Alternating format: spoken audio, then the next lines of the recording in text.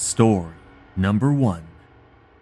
Our story begins in a hospital, where a man is at his deathbed.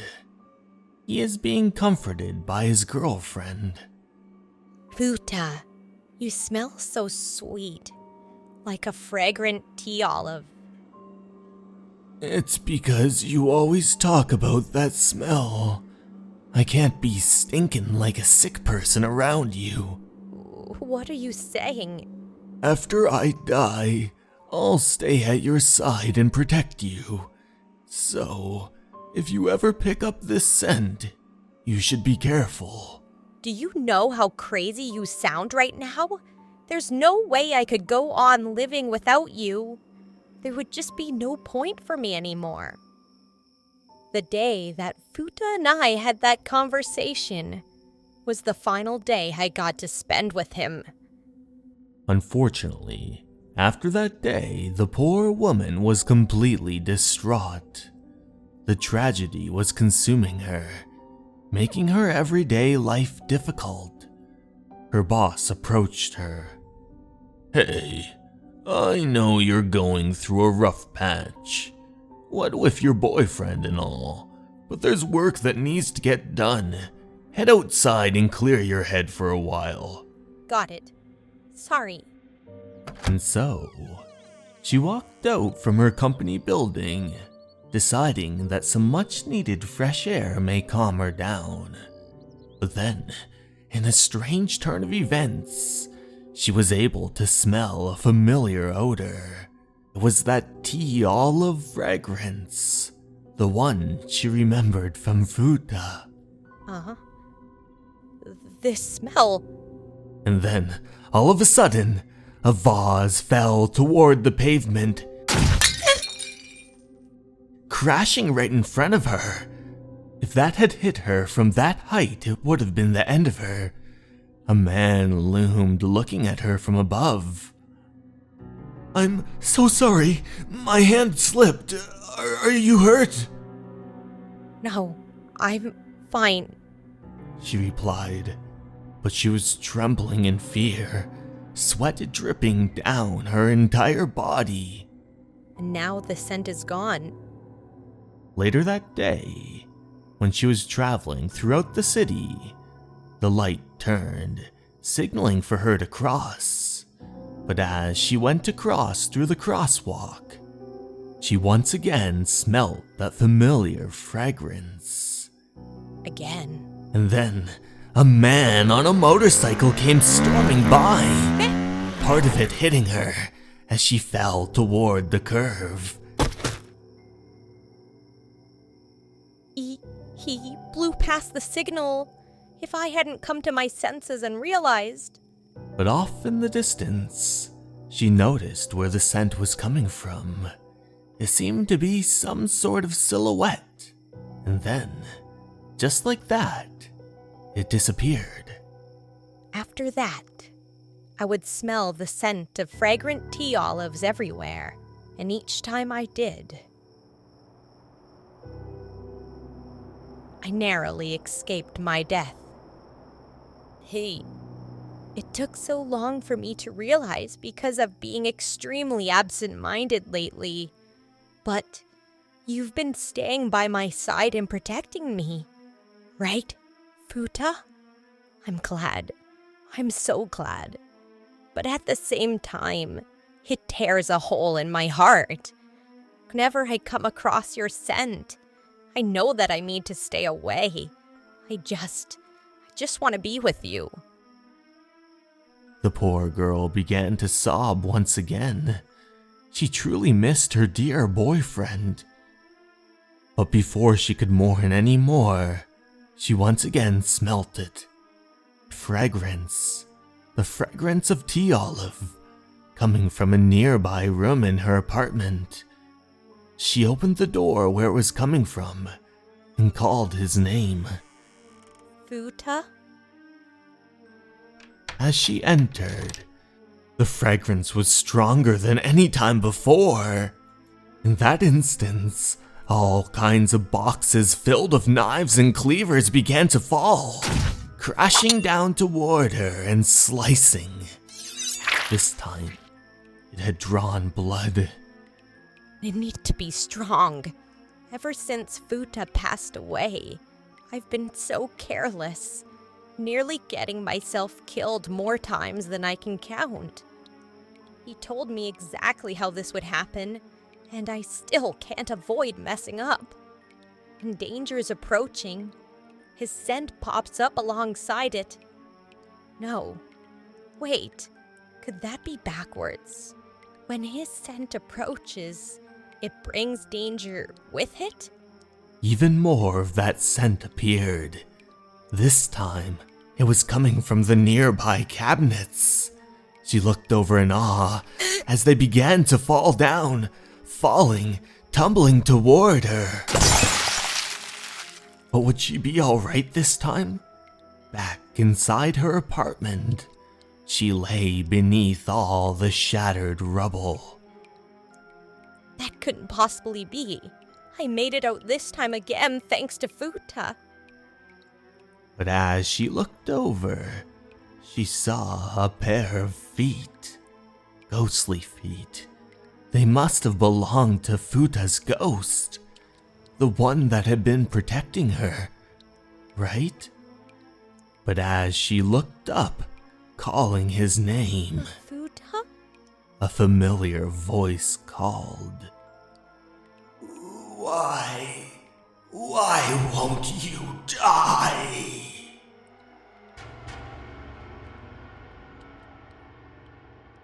Story number 2. You really moving out today? Uh-huh. This is going to be the last time we get to play together. Oh, I see. And what about ending things with a game of hide and seek? You're it, Shiggy. Huh. Not this spot. Over there doesn't look any good either. I have to win today no matter what. Because if he finds me, then we'll actually have to say goodbye to each other.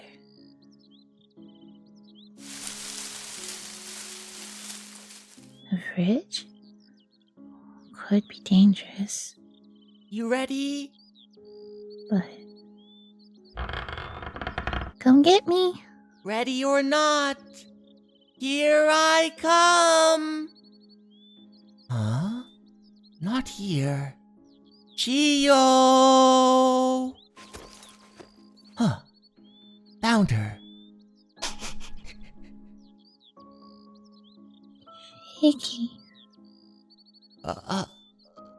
Sorry. And so the little boy shut the container, walking off and then running into the distance. Wait!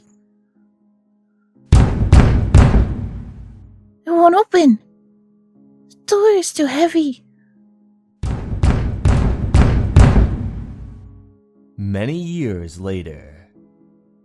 Chige, I need your help over here. Okay. Ugh. Phew. Thanks. Why don't you go on a walk now that the unpacking is over with? It might bring back some memories. I spent 10 years away before coming back to this town. Most of my memories from here are hazy. Ugh, it's so hot out. Even so, I won't ever forget that girl. Ugh. Chio. We were so close that she cried for me. But I wasn't able to do anything for her. I just up and moved out. I bet she's still angry about that.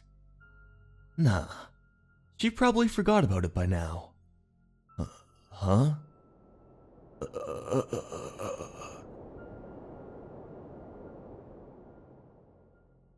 Shiggy.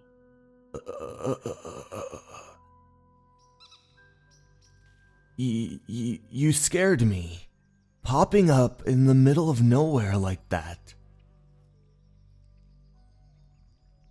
I've always I've always wanted to apologize to you about that last day. I know. You were being kind to me by not opening the fridge, right? That response flustered him.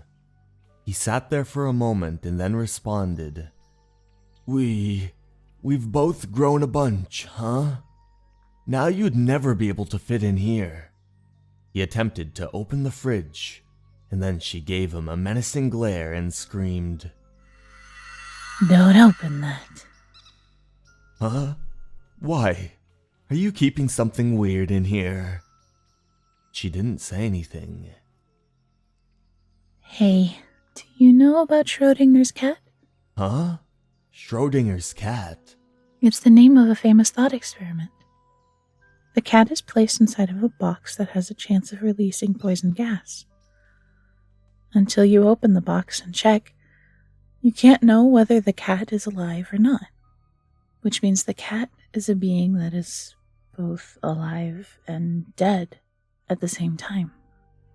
Would you still open that box?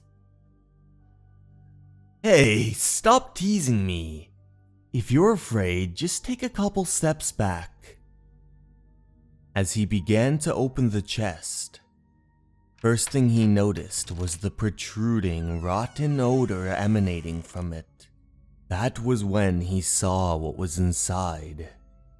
Whatever it was completely decayed.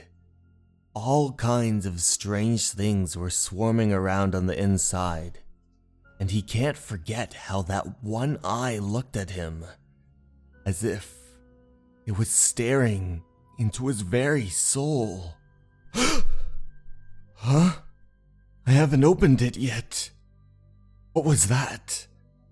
What an awful vision. He stopped for a moment, thought. Then he uttered, I think I'm fine not opening it after all. She looked at him with a melancholic glare. I'll treat you to some ice cream, as an apology for way back then. Shiggy, you really are too kind.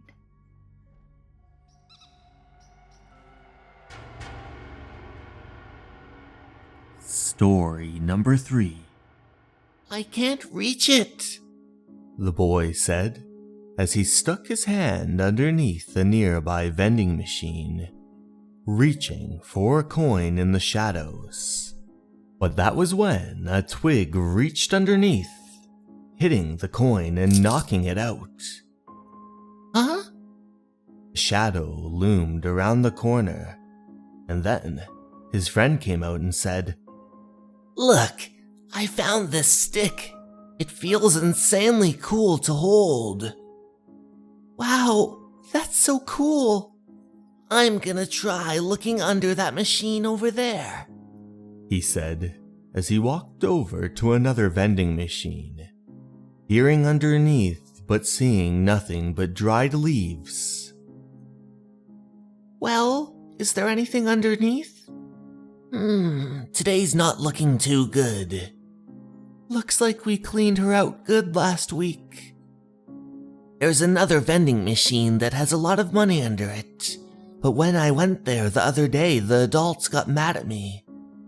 The boy put the twig underneath the machine one more time, staring intently, concentrating. Is something there?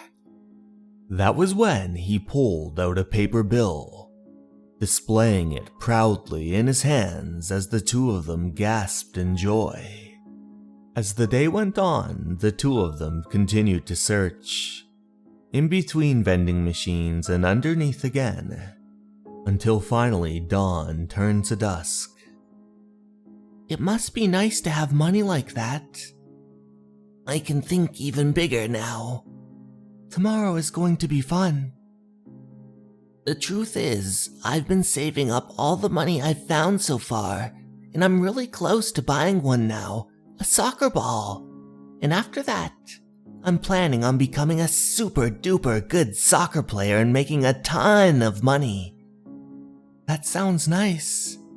I spent all the money I found. Eh? What do you use it on? Food. Food? Have you been hungry? Yeah. My dad is almost never home because of his job. I was eating stuff from the fridge, but we ran out. What the heck? Can I come over? Thank you, but my parents told me it would cause trouble. Well, then we better try as hard as we can to find you some more money. Yeah. Even though it was already late, the boys continued to search. This is what we've got. You want to buy some juice to break the bill? Huh? What's wrong? Tomaki, can you have my share of the money? Why? If I took it, it would go to waste right away. But with this much, you should be able to buy your soccer ball. But I can't just take it. Don't think I won't ask you to lend me the ball too. Okay then, you've got it. We'll buy it together. It'll be our soccer ball. Are you sure? Leave it to me. I'll go pick one out and bring it next week. He grabbed the change in his hand and ran off into the distance, waving goodbye to his dear friend, who let out but a slight smile. Time passed by, and soon it was 1 week later. I can't reach it. I can't reach it. Hey, so this is where you've been. I've been looking up and down for you. You had me worried. I saw that there was a bunch of flowers and snacks left outside of your house. And everyone that I talked to said that someone in the neighborhood had died. Are you listening to me? Then, all of a sudden, something strange happened. His friend's body began to contort into impossible shapes. He was being pulled underneath as if he was getting sucked in by some sort of force. The vending machine tumbled and rattled as he was pulled in further, until he was gone. What the? I can't reach it. I can't reach it. I can't reach it. I can't reach it. His friend bellowed. How are you even? I can't reach it. I can't reach it. The boy looked underneath. From the other side of the vending machine, a foot emerged, and then 2 legs, followed by his entire body and torso, until the boy was completely removed. I can't reach it, he wept. I don't know how you did that, but we don't need to look for money today. I brought the soccer ball we saved up for. It's all ours now. I can't reach it. I can't reach it. Forget about that already. Look. As he placed the soccer ball in his dear friend's hands, it went right through.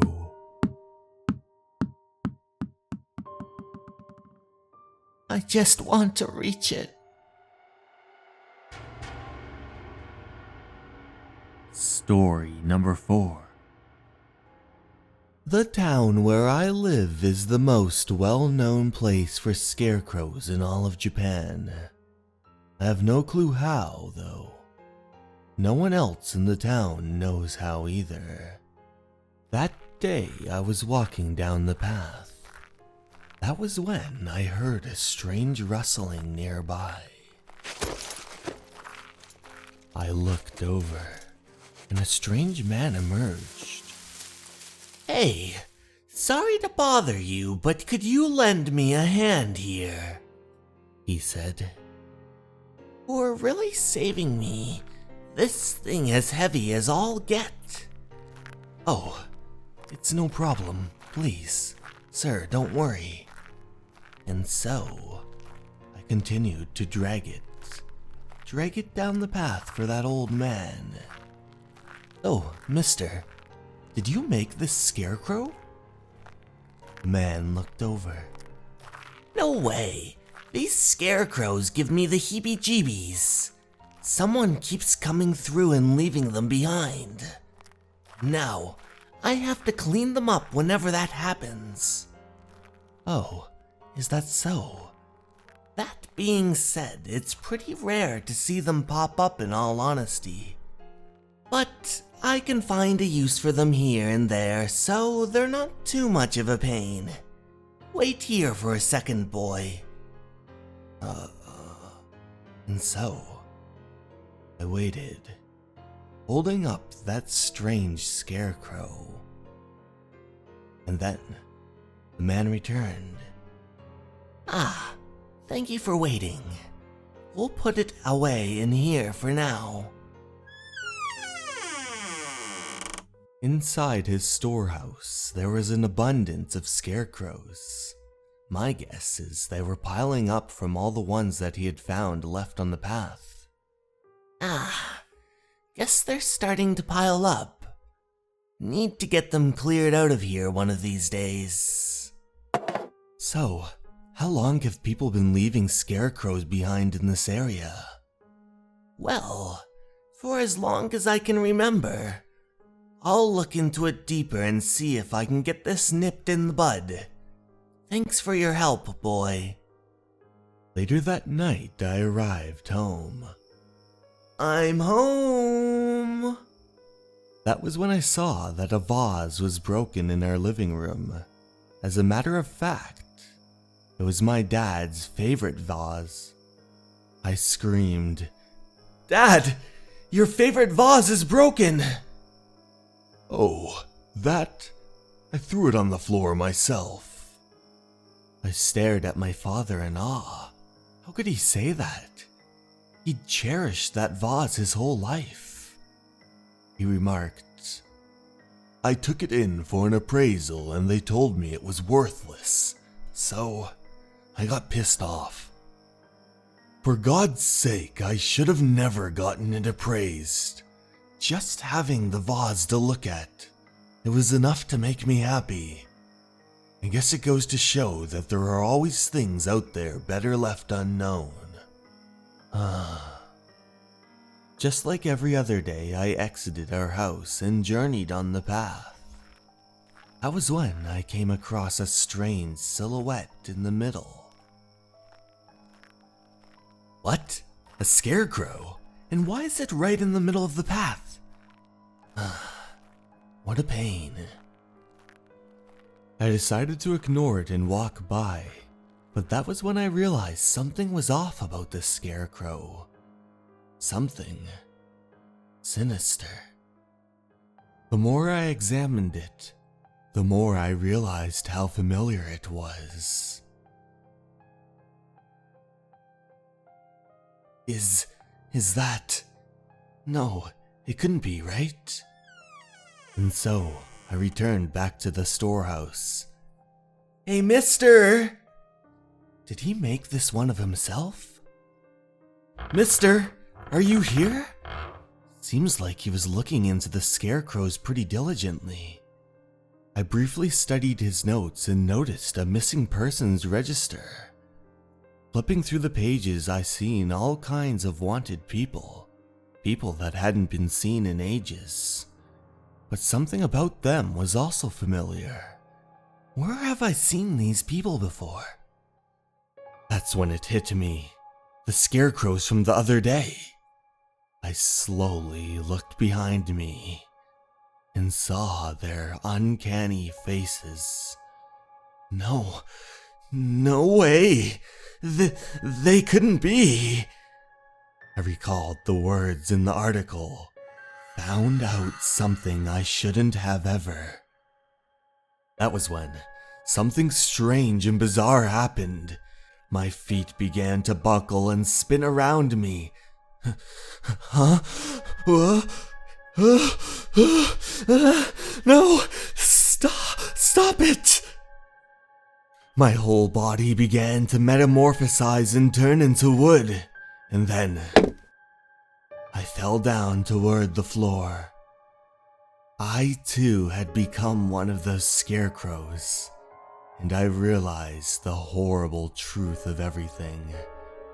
What had become of that old man and the many others who were missing from the village. In a most terrible turn of events, I have also met this wretched fate.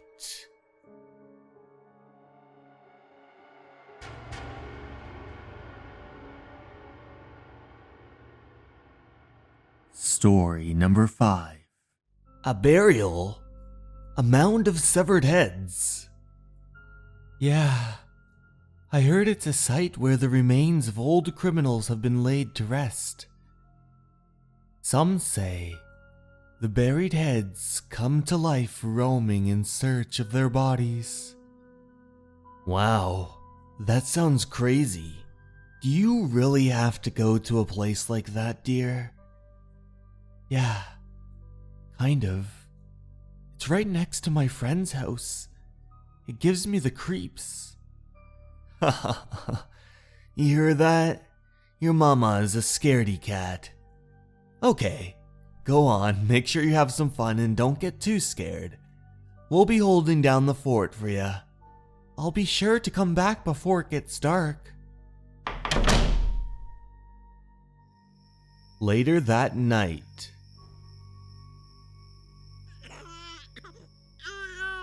Mama sure is late, ain't she? Why don't we go out and look for her? And so, the two of them strolled out together, down the streets of Tokyo. Huh? There she is! Yuka! Hey, Yuka, it's us!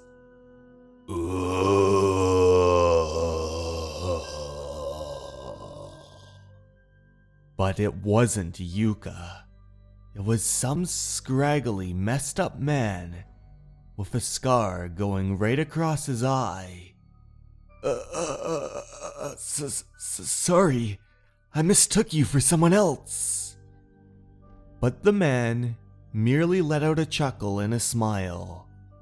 That was when our protagonist noticed something. The head, it was as if it was severed and attached right to the skin.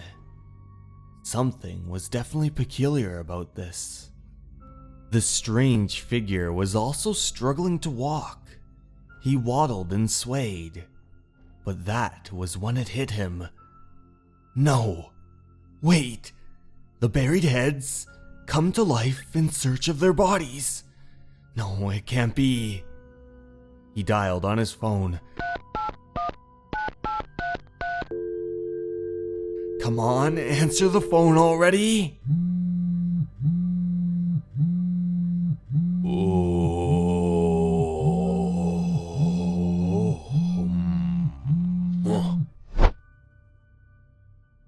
Of course. I wasn't wrong when I thought that person was Yuka. The cell phone, the clothes, and her body. It's all Yuka's. The strange entity continued to struggle through the streets, swaying about like a drunk man as if unfamiliar with its own body, until it tripped over its legs and caught itself against a nearby wall in its stagger. This momentum caused what happened next. Our protagonist could not believe his very eyes.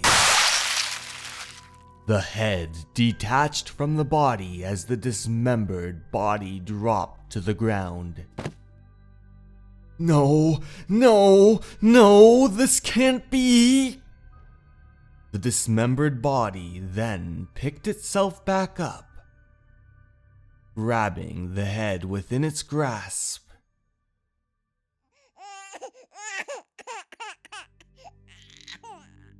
And attaching it back to the body, not forward facing, but backward.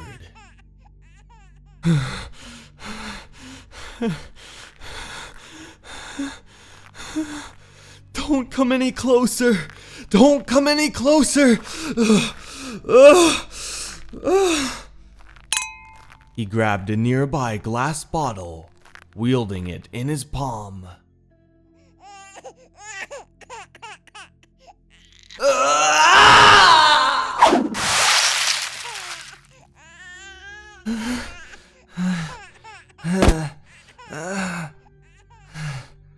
There we go.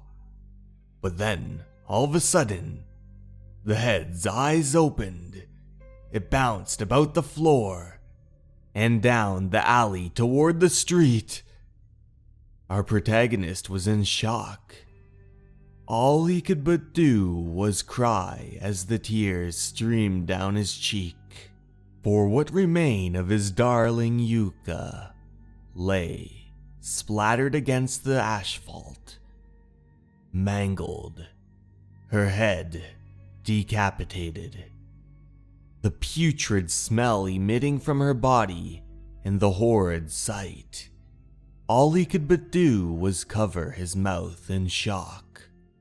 That was when he heard the sounds of his baby crying.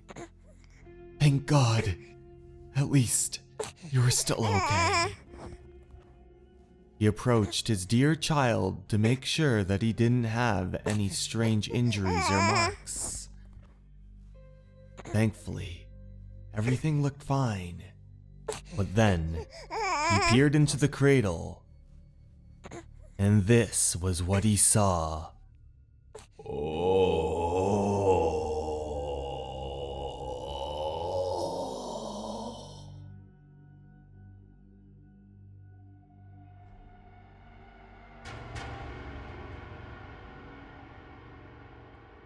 Story number 6. Makoto, please, forgive me. If I didn't invite you to ride on the back of my bike that day, if I just properly checked the traffic light, if I had only...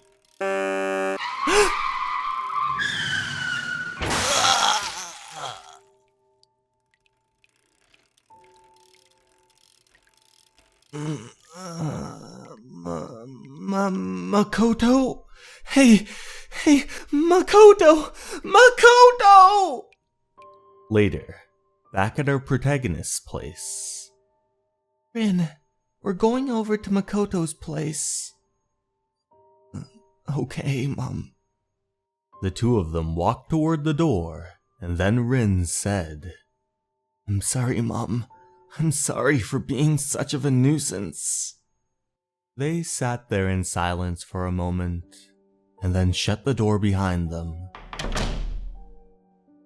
The two of them arrived at Makoto's residence and rang the doorbell.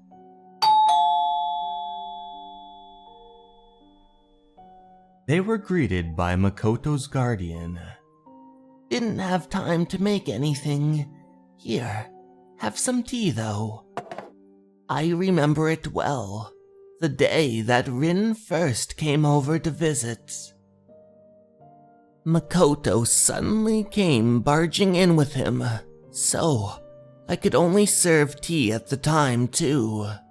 But he looked at me with a bright smile and thanked me for it. It made me breathe a sigh of relief. I knew right away that he and Makoto would always get along. Always.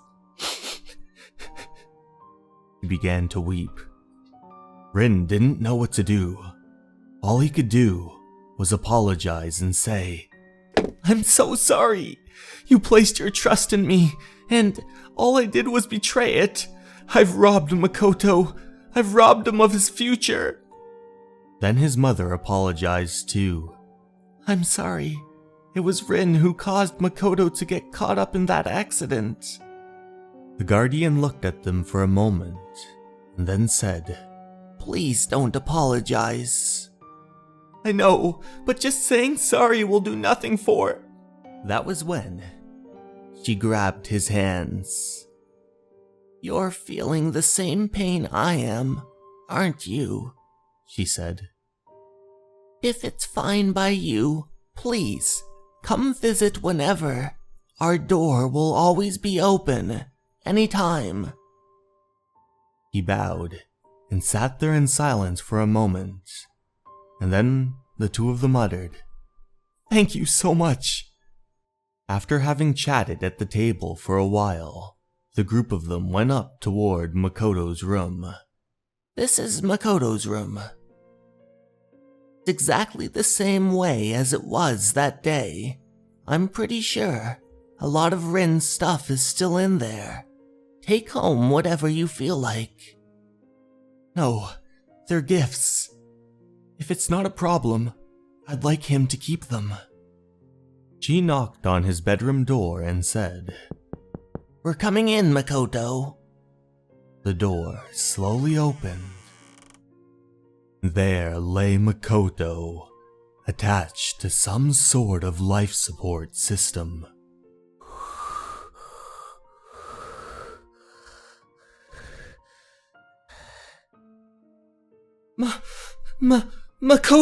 Makoto, please, forgive me. It's my fault that you're like this. Rin, I'm sorry. They all looked at him in awe. Why are you apologizing? It's my fault. But he kept on saying it. I'm sorry, Rin. Rin, please forgive me. In that moment, Rin realized the horrible truth of what had happened that day.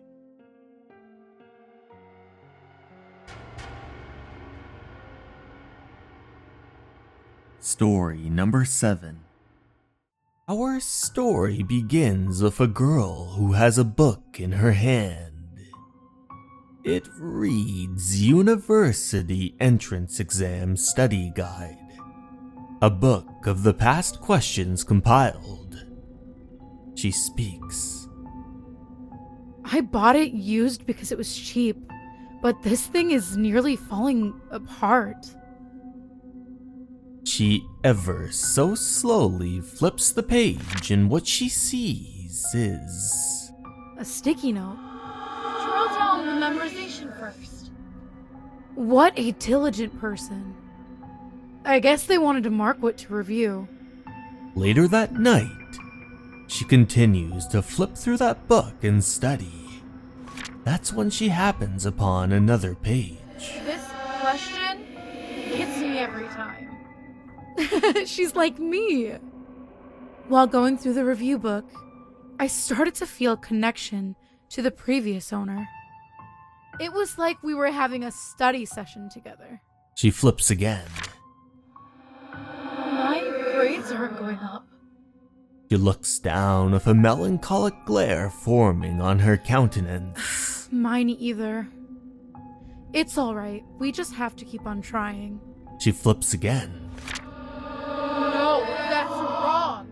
And again. I'm beyond help. You're not trying hard enough. You need to put in more effort. Sweat drips down her brow and her face becomes pale as the notes hit a little too close to home. I got impatient with myself as well, and had my nose buried in the review book, day and night. As she begins to write, her hand shakes uncontrollably, and she snaps her lead. Why then? The more I read through this, the more impatient I become. She places her hand on her now damp eyes as tears drip down, staining a sticky note that reads, This is no time to be crying. That's right. I'm not the only one who's suffering. You're here too, so I'll... Turning to the next page reveals yet again another sticky note, this time saying, No one understands me. Huh? She looks over, imagining that poor, tormented soul who would write those endless amount of sticky notes. Oh, yeah, I know about her, but there's no way she could know about me. This poor girl has been alone through all this. This isn't something that's happening in real time. It's from a while back. This studious girl, how did things turn out for her? She must have written about it somewhere. But what she finds shocks her to her very core as it read. I failed. That's when she notices a silhouette heading out toward the balcony. She calls to it. Wait! No, don't do it! But in that instance, it jumps off the balcony, and she cannot believe her very eyes as it splatters against the asphalt. I can't let her be alone. She lifts her leg onto the balcony as the skyscrapers tower beside her. What am I doing? I need to get down from... Ah!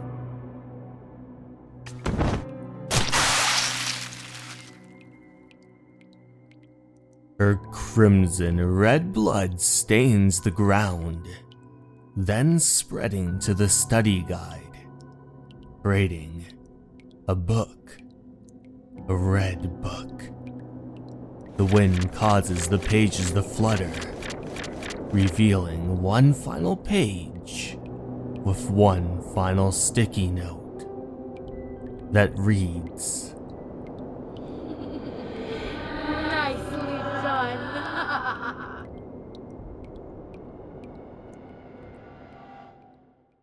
Hey everyone, thank you so much for watching. I'd like to take this time to give a very special thanks to my Patreons and YouTube members.